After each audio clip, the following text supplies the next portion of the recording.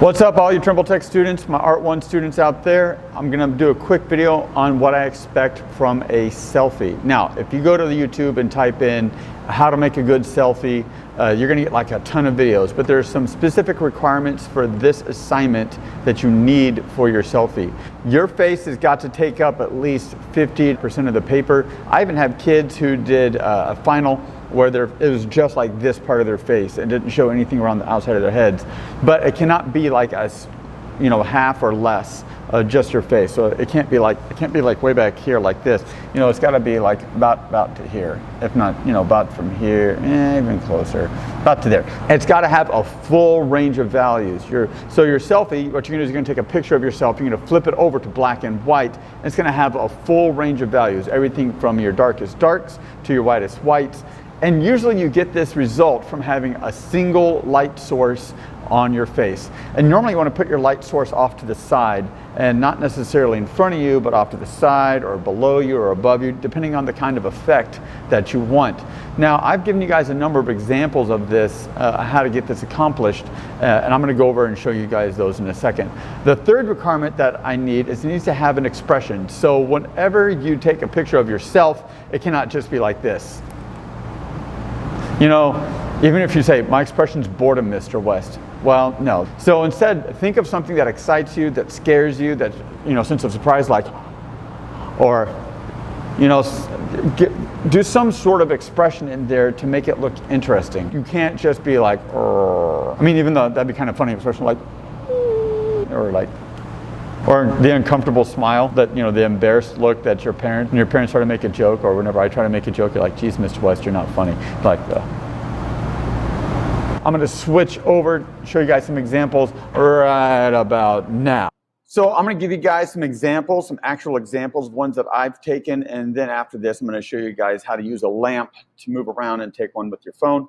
So this is what I'm looking for specifically, and I'm gonna give you some ones that I've made previously. This is my drive. These are the ones I've made in years past.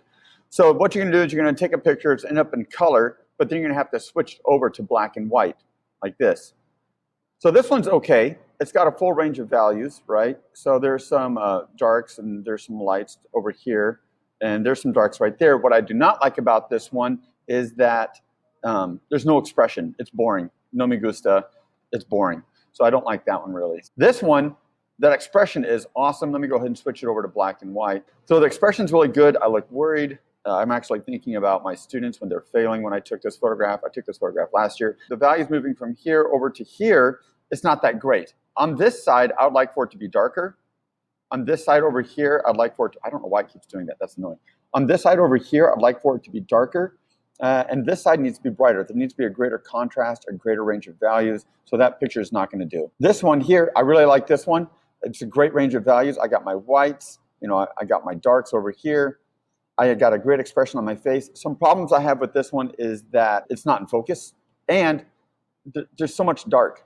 I got to be picky about. I don't like all the black stuff over here. So if I were to retake this photograph, I would probably move my face where more light spills over onto this side. Other than that, that's pretty good. I like that expression. But again, I'm going to take more. The more you take, the better off it's going to be. So this one here, it's okay. I wish I had more darks here. I wish I had more darks right in this area or over here. It's not in focus. It's not in focus, and the expression is kind of bland. So really make your expression pop.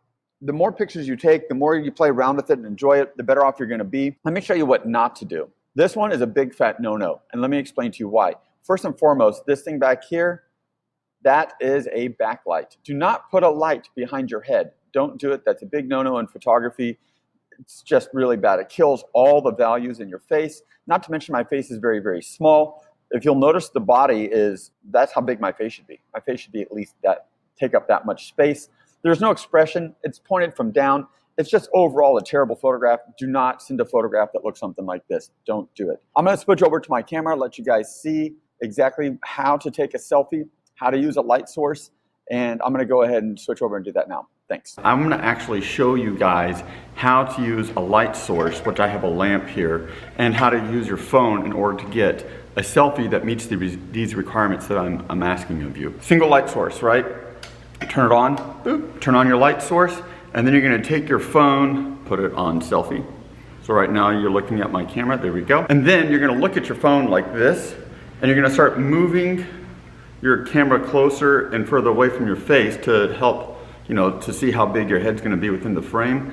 And then you're gonna start moving your light source. What you're really looking for is how light moves across your face, and you can go from below, like this, or you can come from above, like this. You can go from one side, like over here. And I strongly suggest that you move your light source around to see the shadows move on your face. Like, let's take, for example, I wanna get over here. I'm gonna put my light source kind of close to my face and move it across a little. I wanna get sort of a shadow on my nose, like right there. And I'm gonna get like a funky angle, like this. Give myself an expression like I'm a really mean teacher. Urgh.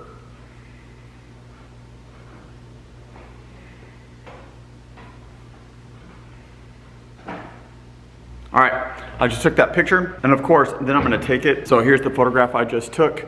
Here I am, and then I'm gonna go to my adjustments, and I'm gonna go over to black and white.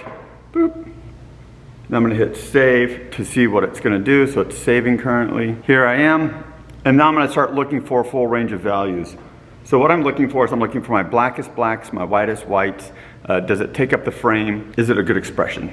Now, I like the expression on my face. I like looking kind of grumpy. Even though I'm not really a grumpy guy, I like giving people that impression, I suppose. So now I'm looking for my whites. So yeah, I got some pretty good whites. Ooh, definitely very bright over there, very dark right there. Yeah, this is pretty good. That'll be totally acceptable.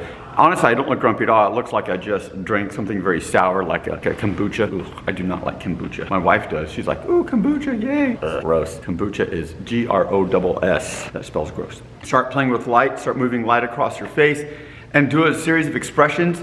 Try getting really close, try getting really far away with your camera, and just play around with it. A lot of you guys are at home, so it's not like you're gonna have a class of 30 kids watching you guys being silly while taking selfies. Just play around with it. The greater the expression, the more entertaining your piece is gonna be to look at, and it's gonna be more fun to make. So just go ahead and get that done. If you guys have any questions, if you're like, I don't know if this is any good, go ahead and shoot me an email. Mr. West, is this any good? And I'll definitely give you what I think. And if it's great, I'll be like, yeah, that's awesome. But if it needs some work, I'll be like, this I like, this needs work. All right, thanks again. I look forward to seeing your work, and I can't wait to make these pieces of art. They're always fun to make. I always have success with them, and so do my students. All right, thank you so much.